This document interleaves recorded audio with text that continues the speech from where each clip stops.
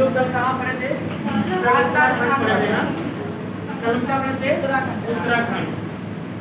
उत्तराखंड के दर्रे कौन बताया? उत्तराखंड के दर्रे कौन बताएगा? बोलो। माना, नीति, धर्मा, लेपुलेख और काला पानी। ठीक है ना? बता दे कल।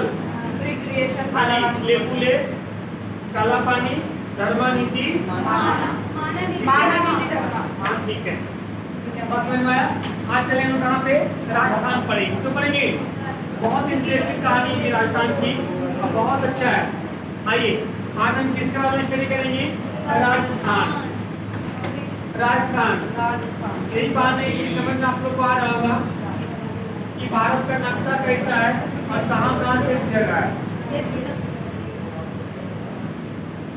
भारत का सबसे बड़ा राज्य जनसंख्या की दृष्टि से उत्तर प्रदेश और क्षेत्रफल की दृष्टि से राजस्थान है ना।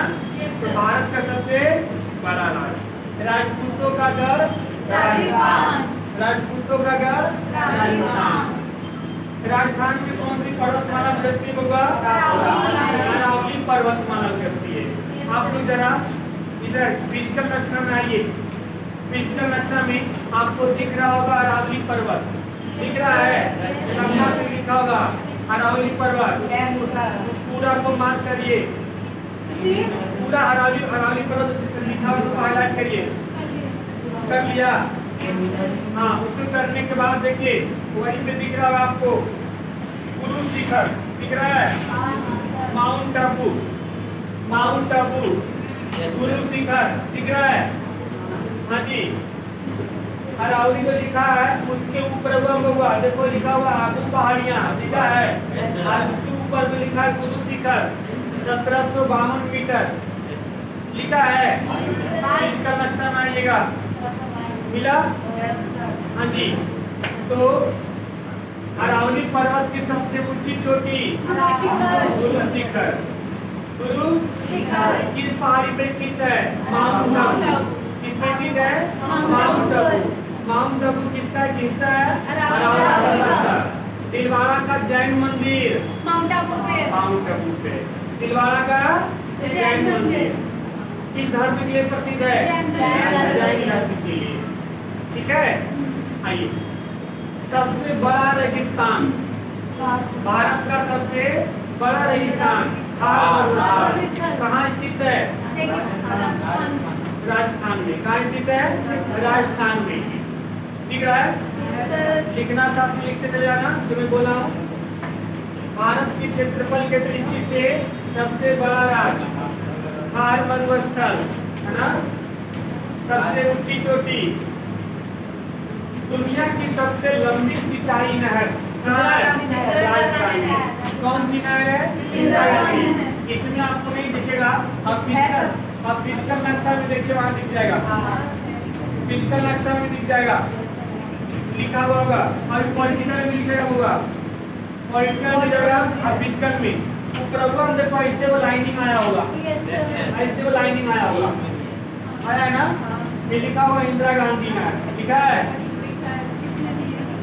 दुनिया का सबसे लंबी सिंचाई नहर इंदिरा गांधी नहर। ये कहाँ से लाया गया है? हरिके बैराज।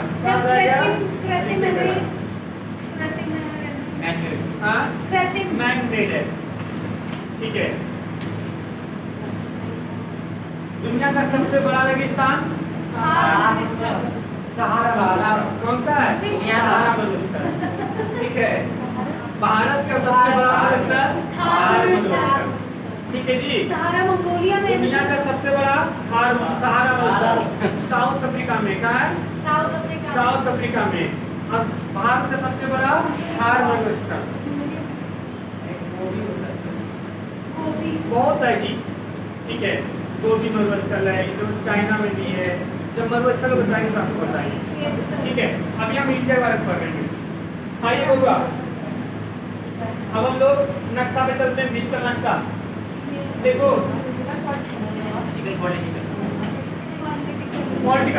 पॉलिटिकल।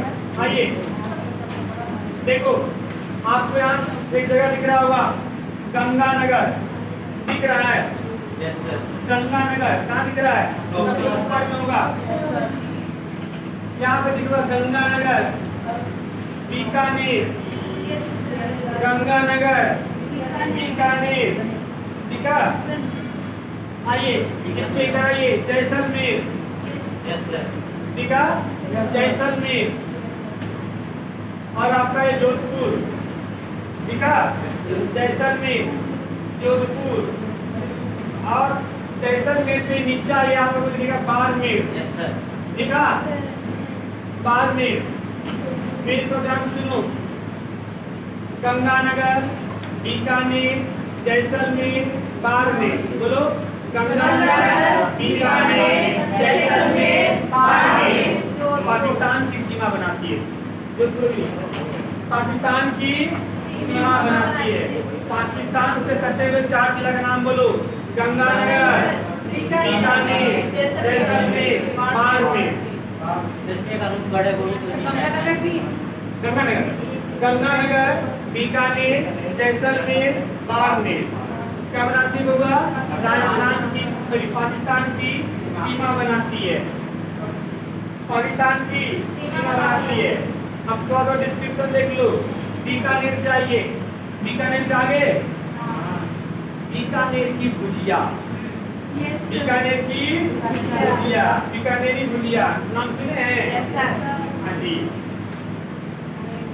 जूनागढ़ का किला कहाँ स्थित है? बीकानेर में।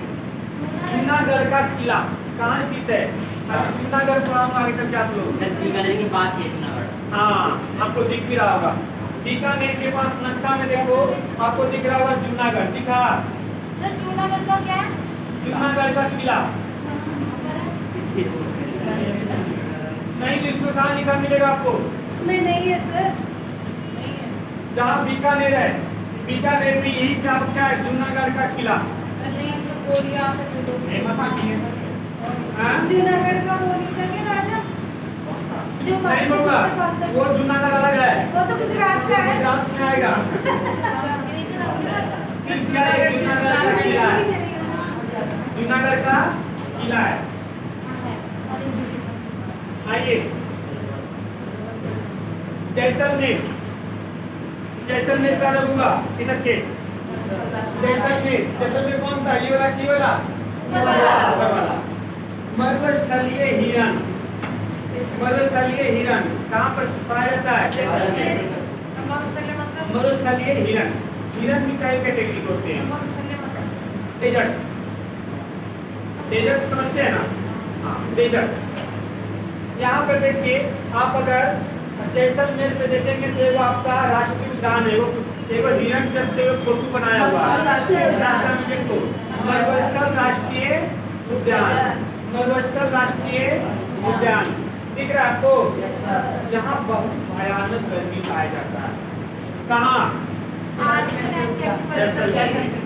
अभी आज के टाइम में वहाँ ऐसा गर्मी नहीं होता है, वहाँ गर्मी जो होता है दूसरे तरह का होता है। आपका यहाँ पे भीड़ है, आबादी है, इसके कारण इस तरह की गर्मी पाया जाता होगा, इस तरह का गर्मी पाया जाता है। लेकिन जैसलमेर में दूसरी वाली गर्मी पाया जाता है। कौन सी गर्मी? जो कड़ाके की लगती है गर्मी, तो पाया जाता कौन सा? जैसलमेर। ठीक है, जैसलमेर। आगे देखिए, आइए, बाड़मेर। कौन था? बाड़मेर। तो बाड़मेर कौन था? ये वाला की वाला? यहाँ ऊंट पाया जाता है। क्या पाया जाता है? ऊंट। ऊंट अनुसंधान केंद्र बाड़मेर, ऊंट अनुसंधान केंद्र बाड़मेर। मरुस्थलीय हिरण जैसलमेर, मरुस्थलीय हिरण जूनागढ़ का किला, जूनागढ़ का किला। भयानक गर्मी क्योंकि पूरा मरुस्थल इलाका होगा, वहाँ पे गर्मी जो पड़ती है चिपचिपा वाली गर्मी नहीं पड़ती है। चिपचिपा वाली गर्मी का मेन रीजन पता है क्या होता है? पॉपुलेशन। पता है? पॉपुलेशन। हम यहाँ पे पानी सोखने का जगह है नहीं, तो पानी वहाँ बन जाता है, चिपचिपा वाली गर्मी लगती है। जिस एरिया में देखते हैं गाँव में चिपचिपा वाली गर्मी उतना नहीं लगता है, लगता है बहुत कम लगता है। ओरिजिनल गर्मी लगता है। जब बाद में ओरिजिनल लगता है तो उसमें कूलर इसको ईंटा लगाओ।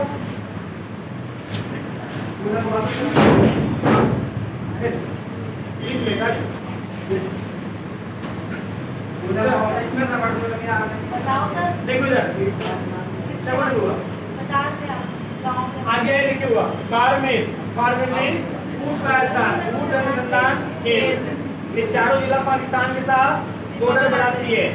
अब देखो होगा जैसलमेर आ गए, जैसलमेर से आप बाएं आइए, आपको इधर मिलेगा पोखरण, क्या मिलेगा?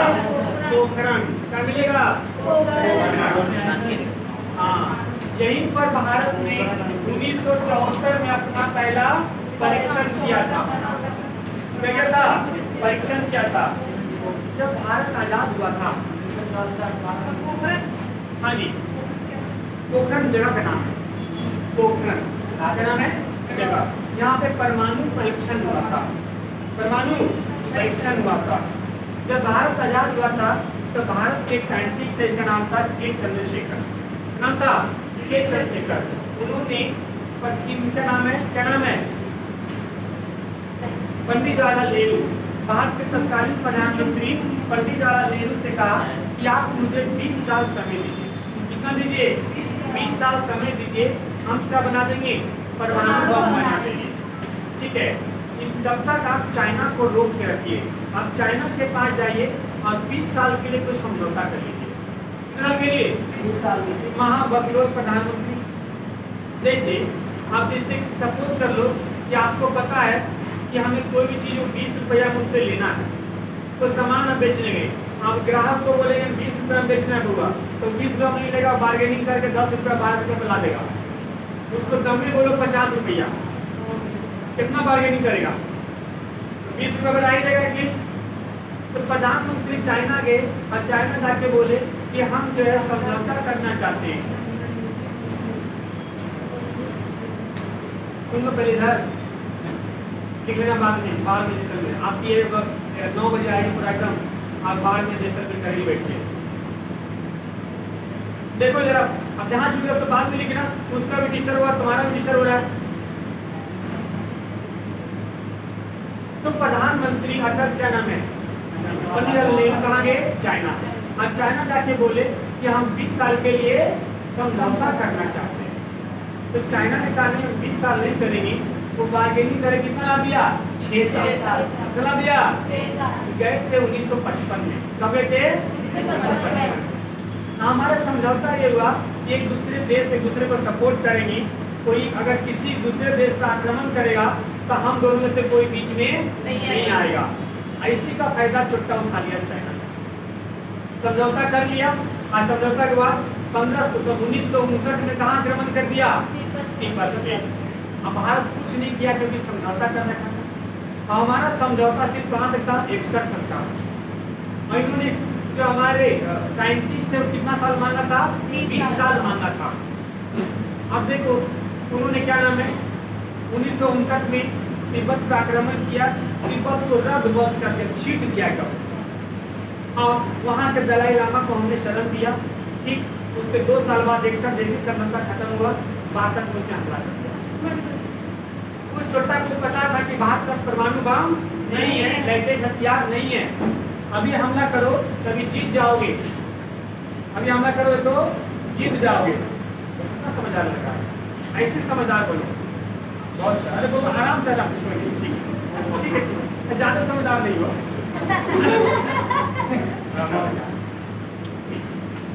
एक चीज बताओ, जाटों में एक चीज क्वालिटी होता है, लड़का कि तू बिगड़ेल होगा लेकिन अपने गुरु का सम्मान बहुत अच्छा करेगा, बड़ों का सम्मान। अपने घर में बड़ा हो जत्तार में ये चीज मैंने देखा हूँ, बहुत बच्चे जाट पढ़े मेरे पास। आ जाओ नहीं तो तू बिगड़ेल लड़का उधरेंगी तो तू ना उसके साथ मत रहा कर, तू भी बिगड़ जाएगा। तू अलग बैठा कर, उसको बोले इसको लगा अच्छा लगा ये, उसको अलग आया कर, तू गरीब है।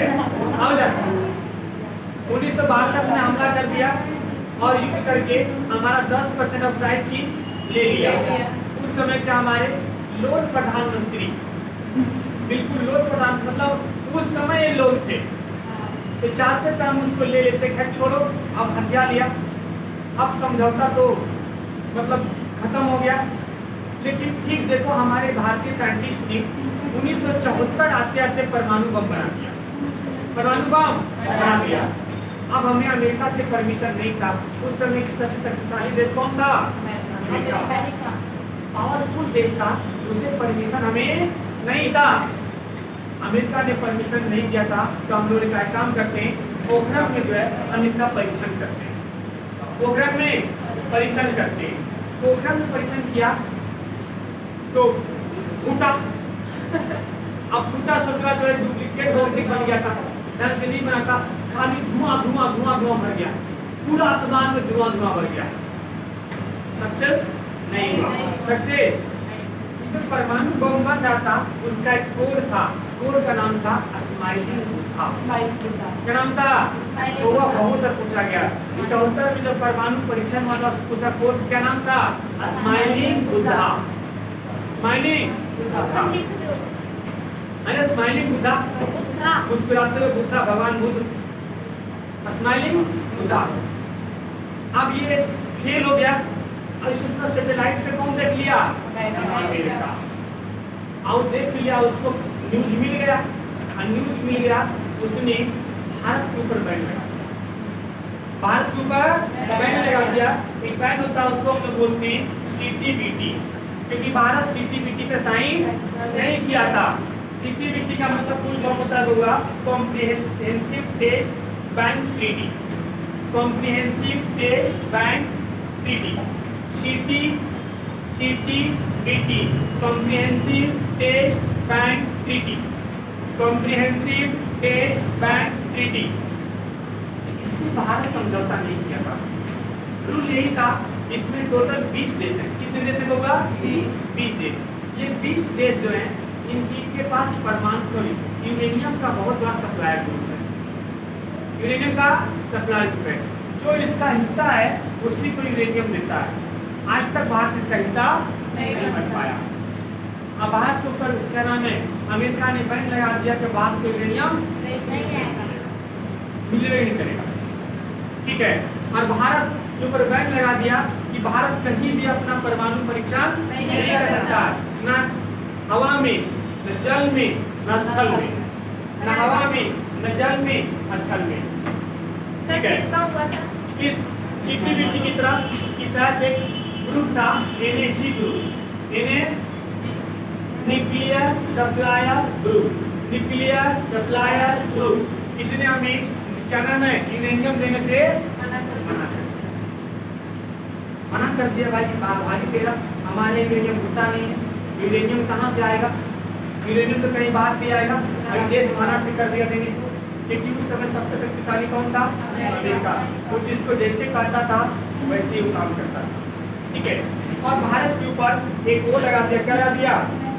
हाँ जी, एक NTP कर दिया कि आप कोई भी क्या नाम है, आप परीक्षण नहीं कर सकते, न ही जल में, न स्थल में, और न ही हवा में। बात बिगड़ा, ठीक है।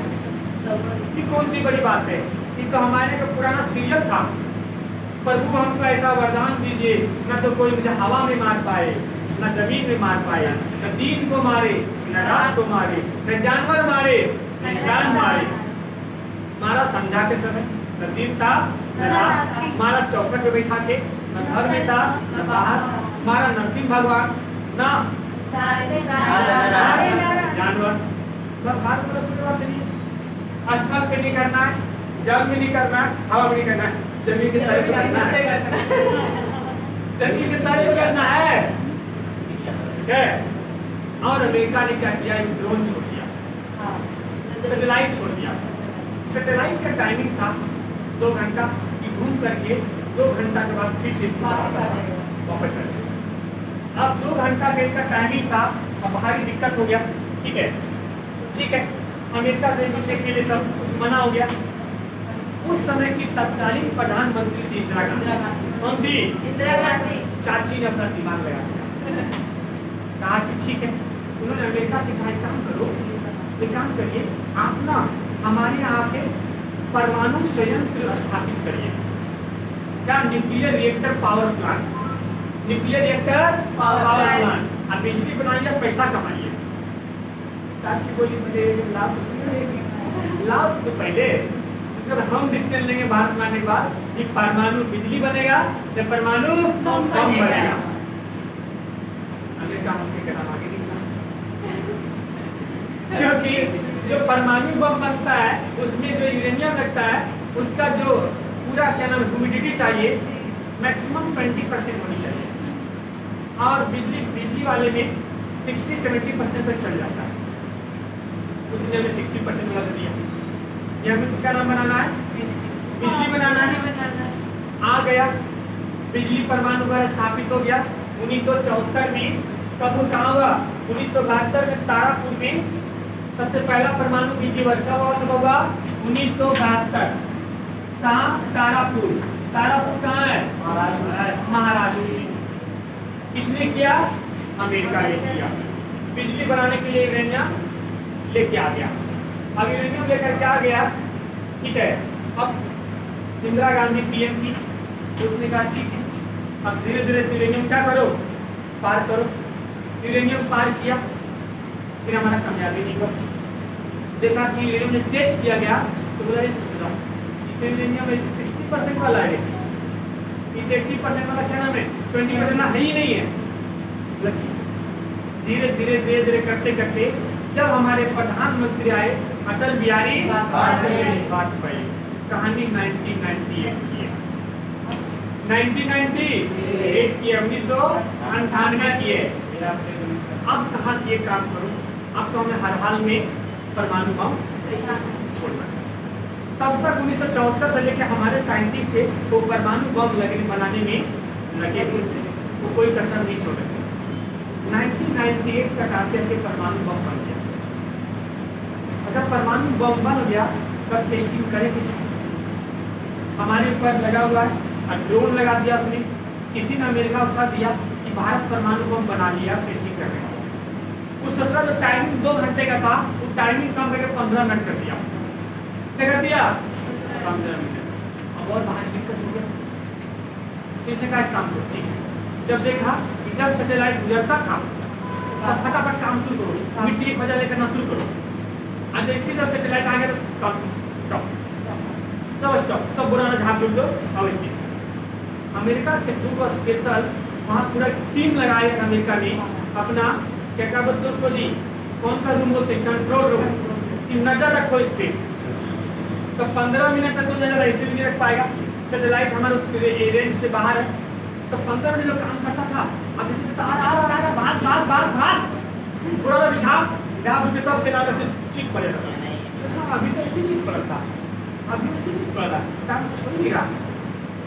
इन लोगों ने 15 मिनट कर करके आखिरकार 2-2.5 महीना लगा और उसने बना दिया और कहा ठीक है। अटल बिहारी वाजपेयी थे और उस समय इसरो के चीफ कौन थे? डॉक्टर APJ अब्दुल कलाम से कहा कि आपको पूरी छूट है, आपको पूरी छूट है, आपको जो करना है करिए, ठीक है। तो पहला परीक्षण हुआ 9 मई 1998। बोलिए 9 मई 1998 को पहला परमाणु परीक्षण किया गया। सब परमाणु परीक्षण होता है ना, सफल हुआ था ना ये वाला। सुनो तो पहले डुप्लीकेट झोपड़ी भी बना दिया जाता है, ठीक है। डुप्लीकेट झोपड़ी भी बना दिया जाता है, अब पूरा एकदम गाँव बसा दिया जाता है। भाई देखा जाएगा परमाणु जो है शक्तिशाली है कि नहीं है। आओ निचवा में जाके थोड़ा थोड़ा देखा कि सत्रह ही तो कार्य तो बुद्धि हो गया, बालू आसमान में छिटा गया, एकदम पूरा तहलका मच गया। और तहलका नहीं मचा, राजस्थान में भयंकर भूकंप आ गया, धरती हिला दिया। धरती हिलाए तो देखा कुछ नहीं, कुछ नहीं हुआ, कुछ शांति शांति। उधर जो अमेरिका वाला जो 2 आदमी था उसको दौड़ जा रहा उधर, उसको रोक दिया। आप उधर नहीं जा सकते, सेना की ट्रेनिंग चल रही है, सेना की। इन्होंने जो साइंटिस्ट थे उन्होंने प्रधानमंत्री से अनाउंसमेंट करा दिया कि आप अनाउंसमेंट कर देंगे उस एरिया में कोई आदमी ना जाए, वहाँ सेना की ट्रेनिंग चल रही है, सेना की कभी भी गोलियां आपके ऊपर लग सकती है, कहीं काम करो।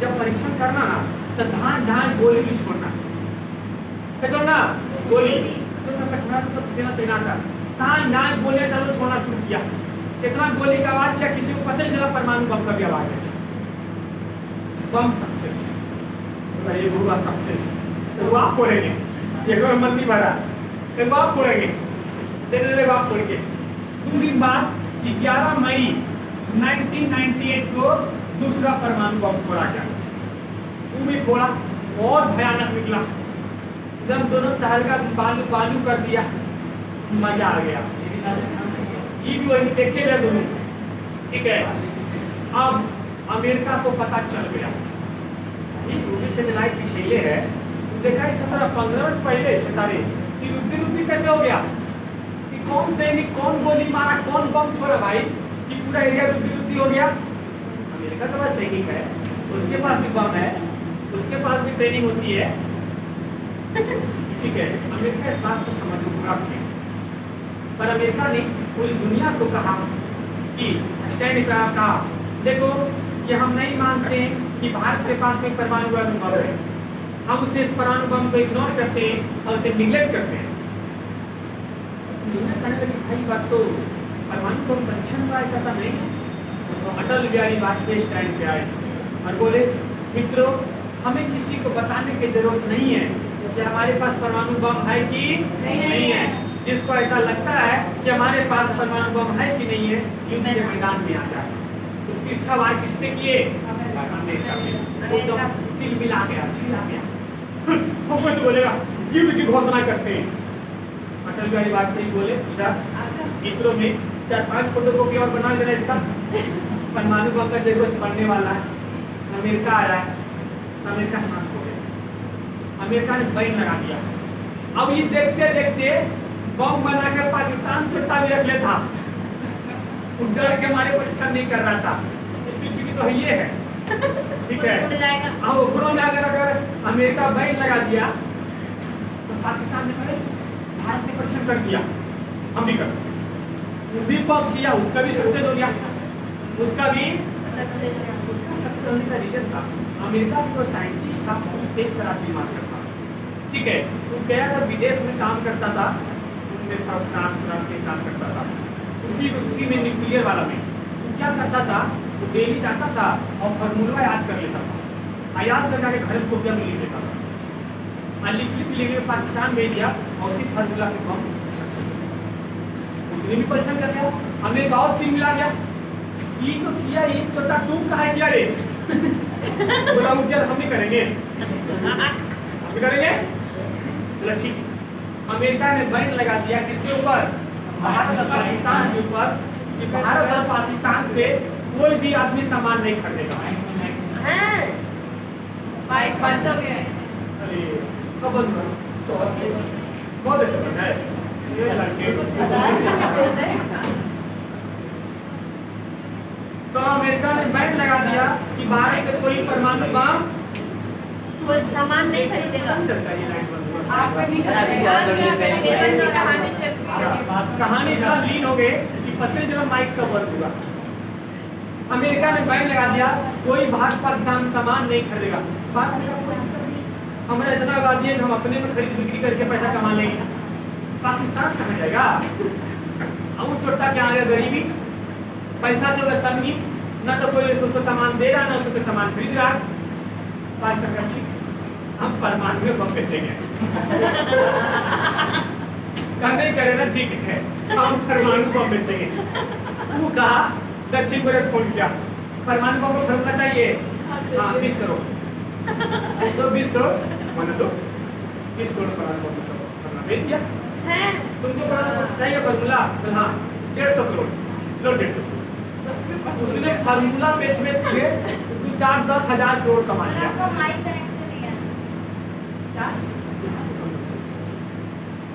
ये तो शुरू से चल रहा है तो शुरू से ऐसे ही चल रहा है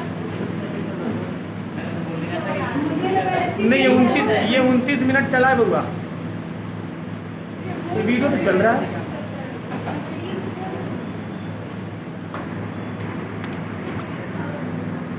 सोच रहा